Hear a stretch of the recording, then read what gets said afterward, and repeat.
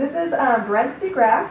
He loves to teach providential history to teenagers, write history textbooks, and speaks to parents about teaching history. He is a co-founder of Lehona Preparatory Academy in Utah. LPA's distance education is the largest LDS-based homeschool program in the country. Brother DeGraff holds a bachelor's degree in history from BYU and has authored 5 LDS-based civics and history textbooks. He has been an instructor for the church education system, international director of schools for the Center for Educational Legislation, operation director and distant learning coordinator for the Center for Alternative Education, and has co-hosted a weekly radio program called the Education Circus on KSTAR Radio. Okay, so I can put this in here then? Put that in your pocket and then on there. This is, as I was telling her, this is my pacemaker. Don't upset me. I'll die in front of you. So you're going, really? You look old enough. Okay. These will tell you how many minutes Okay. you have left. All right. All right. Welcome. I'm not gonna do very much until after we see a video clip that I want to show you. But let me tell you a little bit about us real quickly. My wife and I founded Lehona Academy 20 years ago, more or less, in Pleasant Grove. We do have the largest LDS-based distance education program. We have about 3,000 students in it, from Guam to Ecuador to Germany, and then a whole bunch in the United States. Very few in Utah. Utah thinks all is well in Zion. They don't know.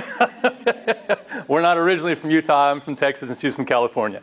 But I have a couple things I want to show you right off. And if you'll please go by the table and get these. This is Thoughts on Education. Have you ever had anybody snarf at you a little bit for being a homeschooler? Maybe make fun a little bit or laugh or kind of look, okay, read this. And this will have, this is a what do you call these, thumb drives? What are these things? USB things? Yeah. Anyway, it's got samples of the classes and a couple of other things on here. And then if you don't like it, you can always erase it and use it for something else. Okay? All right. What I want to do first off is show you about 6 or 7 minutes of one of our classes, because it leads into what I'm going to talk about today. So you're going to have to watch me either way. It's either here right now or on film.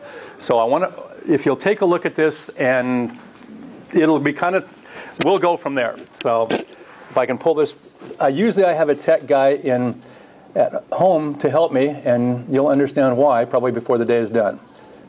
Listen closely.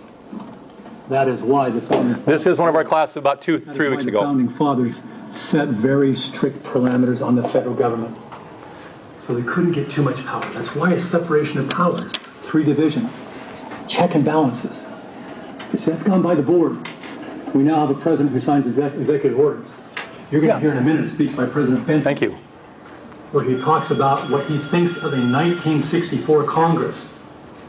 I think he calls them weak and spineless. Okay? Here's the challenge. Let me go. I'll get the challenge. Again, this will lead into what we're going to talk about today. Because some of you will not remember much out of this lesson. And if you don't remember anything else, you just remember this.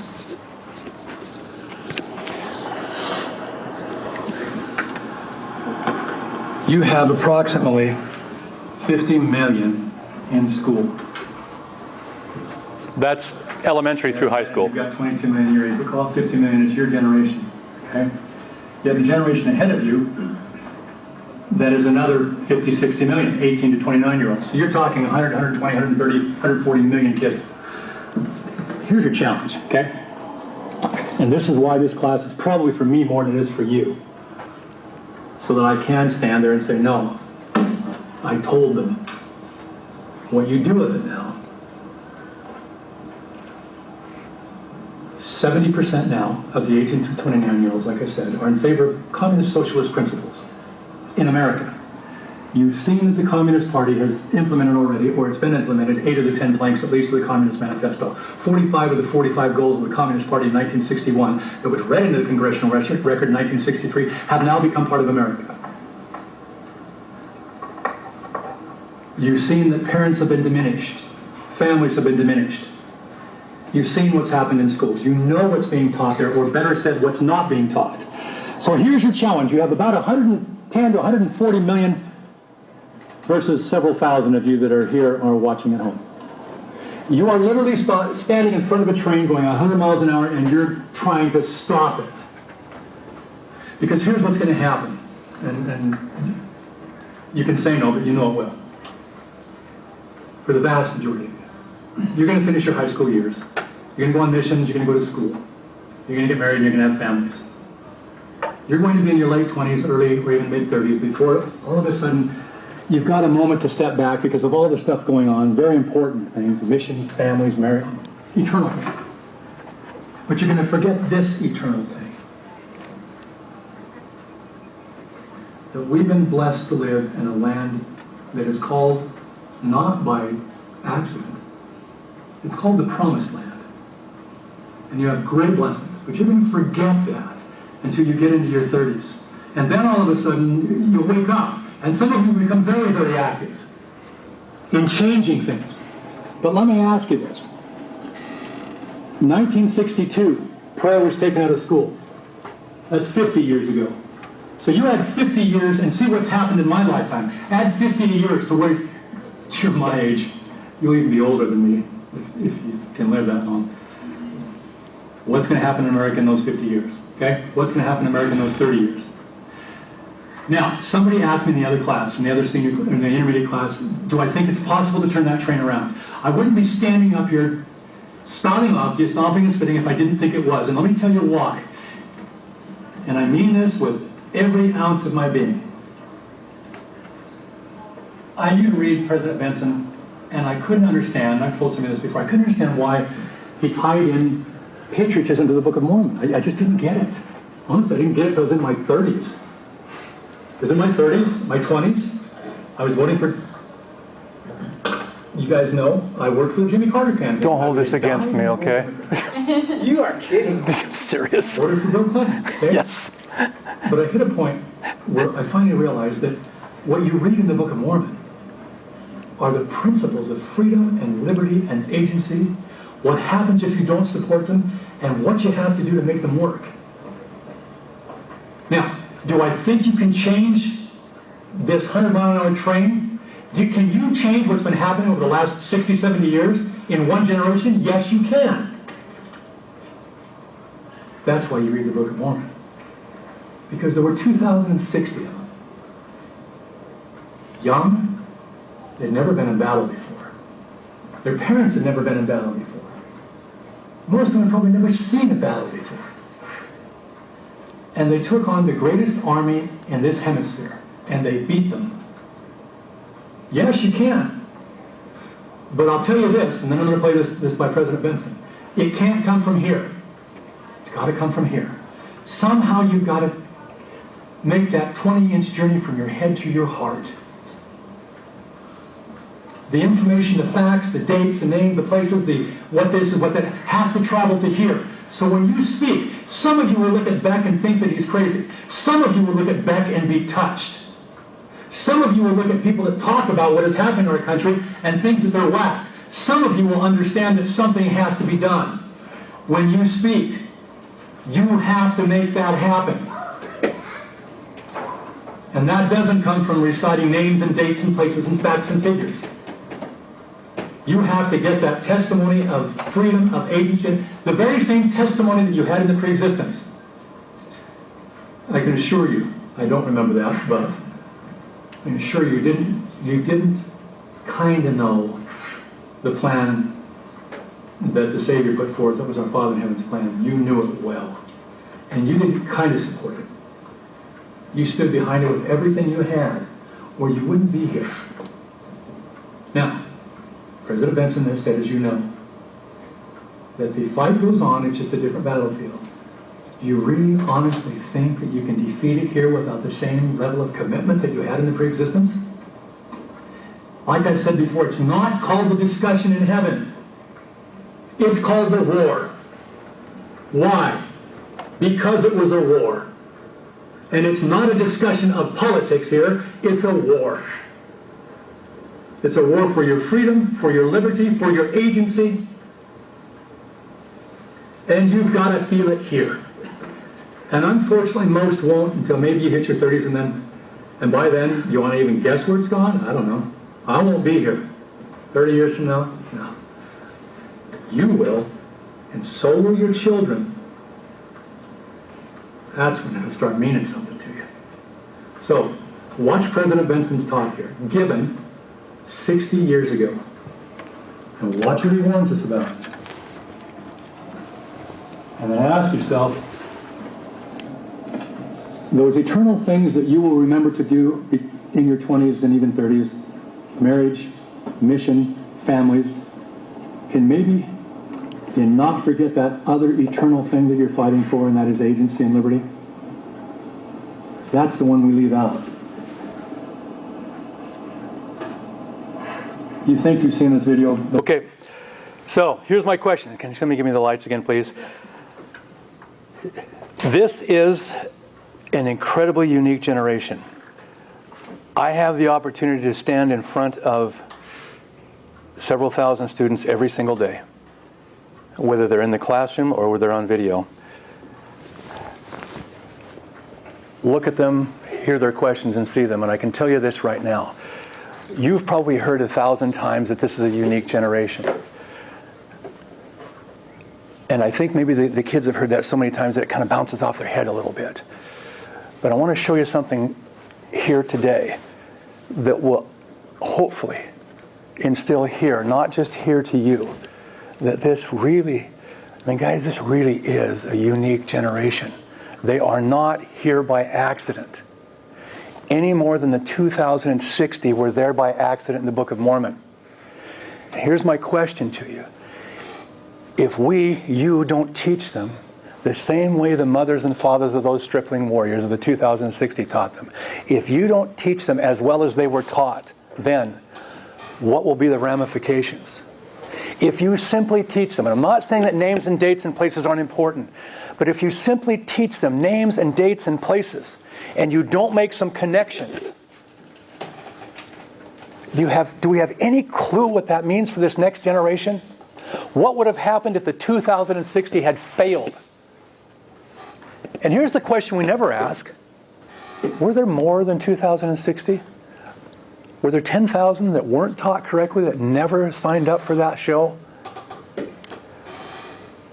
My suggestion to you today is this, that the young men and women that you are teaching, your sons, your daughters, your grandchildren, your friends, whatever they may be, it is so much more important that you instill here, because they are up against a battle that is so much greater.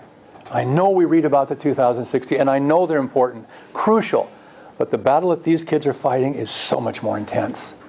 Here's the question you have to ask. I actually gave this one time, and I said, in the words of Mormon, it said, and somebody said, well, yeah, but what part of the Book of Mormon? I said, in the words of Mormon. I said, well, yeah, but what part? I said, no, it's a book. And they went, oh, okay, sorry. Anyway, yeah, they were LDS too.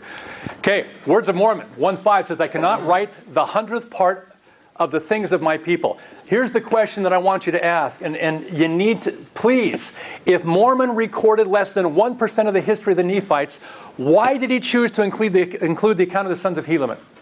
Less than 1%, why did he include that in there? Why do we have that account? Why do we have in there at least twice where it says that their mothers taught them, they remembered the words of their mothers? Why is that there? There were thousands and thousands and thousands of battles. But there's one place where it talks about, of all the things that could be mentioned, one book where it said, and they remember the words that their mothers had taught them. Well, let's go there. Alma 56. And they rehearsed unto me the words of their mothers, saying, we do not doubt our mothers knew it. How did they know? Why did they not doubt what their mothers had taught them? I mean, look what was going on around them. Why did they not doubt? And this is the thing I think we need to remember. Those 2060 were sent there for a purpose. The young men and women of this generation are here for a reason. It's not accidental. There's the question. How did they know it? DNC, if you want to write this down, 46:14 tells us why. And if you look in the Book of Mormon, right under where this previous scripture here in Alma 56, if you look at the footnote to this, it tells you how they knew it. And how they knew it, it refers you to DNC 46. I was sitting in the temple, mentioning that my wife and I work in the temple on Thursdays and Fridays, and I was sitting in the temple just a couple of weeks ago, and I've taught this class 1,000 times. Finally, I looked at that, and I thought, well, how did they know? How did they know? For the same reason that your sons and daughters will know now if you teach them from here, not just from here, which is the whole gist of today, of what we're going to talk about. You cannot recite to them names and dates and places. These 2060 knew it this way. To others it is given to believe on the words that they might also have eternal life if they continue faithful. The 2060 came. It was given to them to believe on the words of their mothers and their fathers, if you will. I mean, we fit in there somewhere, please. Somewhere, a little closet at least, okay? It was given to them. And I can promise you this because I stand in front of those kids I've done it for 20 years. My wife and I counted, I've done over 10,000 classes that I've taught. And I've looked at those young men and women. And I watch them when they come to youth conference. And I see in our classes that they can comment. I see their comments there. It has been given, I promise you, and you know this, it's been given to this generation just as it was given to the 2060 to believe on the words if you'll teach them correctly. This generation has been sent here specifically for this time. Now, like I said, you've probably heard it 1,000 times, so let's prove it. Maybe it's time we quit saying to this generation and to us as parents, hey, they were sent here, they were sent here. You've heard from, I don't know how many, especially President Benson, all the way forward, especially this generation, this generation, this generation. Well, let's quit just guessing. Okay, they weren't by accident. Okay, I got to give you a Texas word first, okay, because I'm from Texas. You want to know, okay? So if I say to you along the way, you want to know, okay, this is the definition you want to know. I don't know how many of you are from Texas, but this is word of inquiry, as in you want to know more about the church. Okay, so you got to get this down. President Benson said, I'm going to show you 3 or 4 of these. I'm going to read through them quickly, and I'll give them to you afterwards, or I'll send you the PowerPoint if you want. But please understand, I just want us to understand that what we're going to talk about today is crucial because this generation is here for a reason, just as the 2060.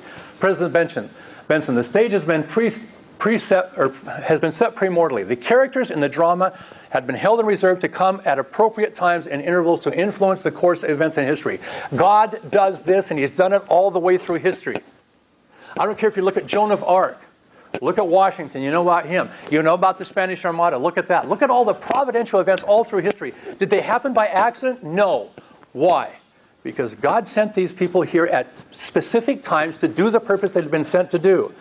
Harold B. Lee, our Father in heaven governs the affairs of men by placing specific individuals upon the earth to lead at specific times, and then inspiring and directing them.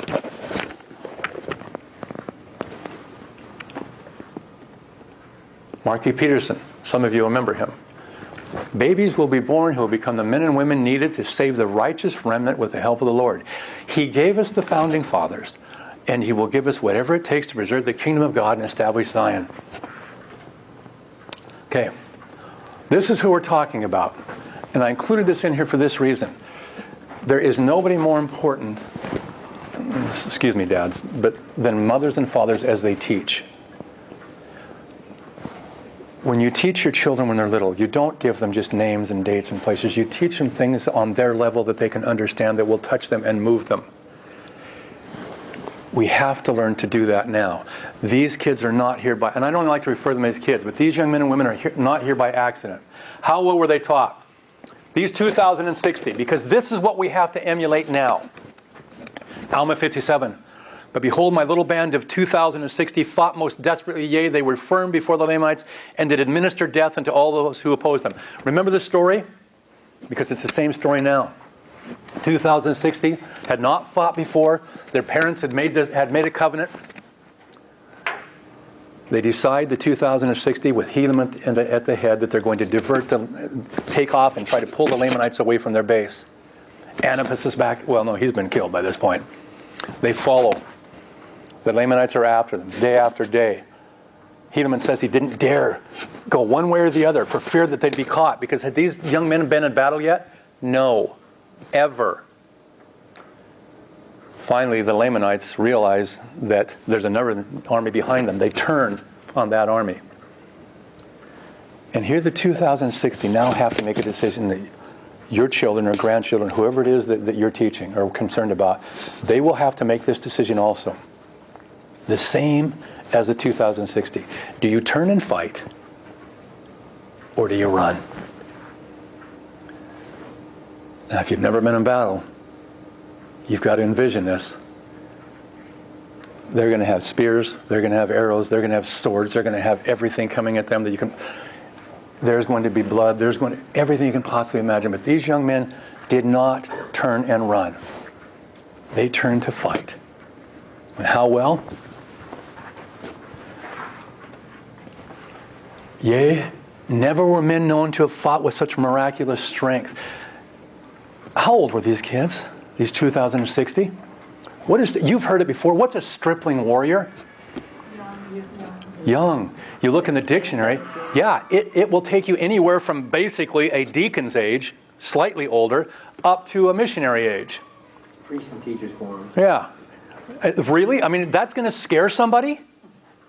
And who were the Lamanites? They weren't exactly untested. These guys were hairy, scary, mean, bald-headed, whatever, long-haired guys, whatever. Hippies with an attitude, okay? And who were these guys? They were the teachers and the priests and the deacons and maybe some returned missionary age. And what? I love the next part. We forget these. We skim over it too quickly. Fought with such miracle and with such mighty power that they did fall on the Lamanites, that they did frighten them. They scared the Lamanites? Seriously? What does that take? They'd never been in a battle before. They'd never fought before. How did they get to that point? How did they get to the point where they scared the Lamanites? And what did the Lamanites do? They turned themselves in. They surrendered. How do we teach our young men and women today to where they get to that point where they will not only turn and fight when they've never been through that experience before, but they do it to an extent that they have the same success as the stripling warriors. Okay. And then the next one, and as the remainder of our army were about to give way, another battle before the Lamanites, who was it that held the line? They did. And you've heard this one. But read the last line with me. And I did remember the words which they said unto me that their mothers had taught them. So here's the question. How well will you teach them? This is really, and I really seriously mean this, nobody here is my age. I know you've been down the road a little ways. You're not close. You think you are. I saw that. You're going, yeah. I'm 82. No, that's how I feel today. You probably feel 95. But okay. I remember standing in my third grade class with Mrs. Hamby. This was up in the state of Washington. And she had 3 pictures above her on the chalkboard. On the left was Lincoln. On the right was Washington. And who was in the middle? Picture of Christ. This one was in 3rd grade. I remember when we started every single day with prayer. And we had a Baptist boy, and we had a Lutheran boy, we had a Methodist, we had a Jewish kid, Catholic, and this little Mormon. We started every day with prayer. What happens if you do that now? Prayer's been taken out. You have significant consequences falling on you for that. We have a school down that is in our sports region that we participate. It's called Tintic. It's a little school about the size of Leona. And we went out there to play a basketball game a couple years ago, and they had a huge picture of Christ in the hallway. I said, I went to the administrator. I said, how do you do that? She was LDS. She goes, well, the superintendent of schools is LDS too. Let's just do it. Even then, it was a risk.